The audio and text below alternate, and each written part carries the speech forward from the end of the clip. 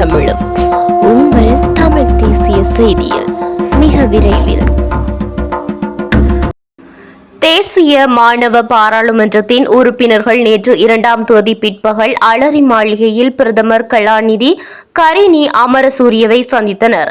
நாடெங்கிலும் உள்ள பாடசாலைகளை பிரதிநிதித்துவப்படுத்தும் தேசிய மாணவ பாராளுமன்றத்தின் பிரதிநிதிகள் ஜனாதிபதி அலுவலகம் மற்றும் பாராளுமன்றத்தை பார்வையிட்டதன் பின்னர் அலரி மாளிகையை பார்வையிடும் நிகழ்விலும் கலந்து கொண்டனர்.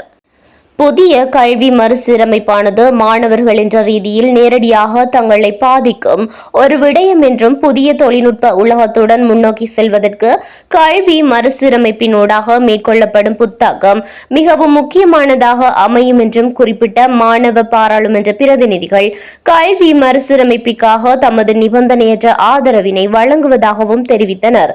இதன்போது கருத்து தெரிவித்த பிரதமர், புதிய கல்வி மறுசீரமைப்பை அண்மையில் நாம் 1ஆம் தரத்திலிருந்து ஆரம்பித்தோம். இவ்வருடம் 6ஆம் தரத்திற்கு பிரவேசிக்கும் பிள்ளைகளை புதிய கல்வி மறுசீரமைப்பிற்குள் உள்வாங்குவது குறித்து தற்போது கலந்துரையாடி வருகின்றோம். புதிய கல்வி மறுசீரமைப்புகளை நாம் நிறுத்தப் போவதில்லை. குறைகளற்ற முறையில் முறையாக புதிய கல்வி மறுசீரமைப்பை முன்னெடுக்கவே நாம் முயற்சிக்கின்றோம். அதற்காக 5 பிரதான துறைகளினூடாக செயற்பட்டு வருகின்றோம். ஏற்றத்தாழ்வுகளை குறைத்து மாணவர்களுக்கு தரமான கல்வியை வழங்குவதும், மனிதநேயம் மிக்க சுற்றுச்சூழலை நேசிக்கின்ற மனிதாபிமான பண்புகள் நிறைந்த சமூகத்திற்கு பொறுப்பு கூறத்தக்க ஒரு பிரஜையை உருவாக்குவதே அரசாங்கத்தின் முதன்மை நோக்கமாகும் என தெரிவித்தார்.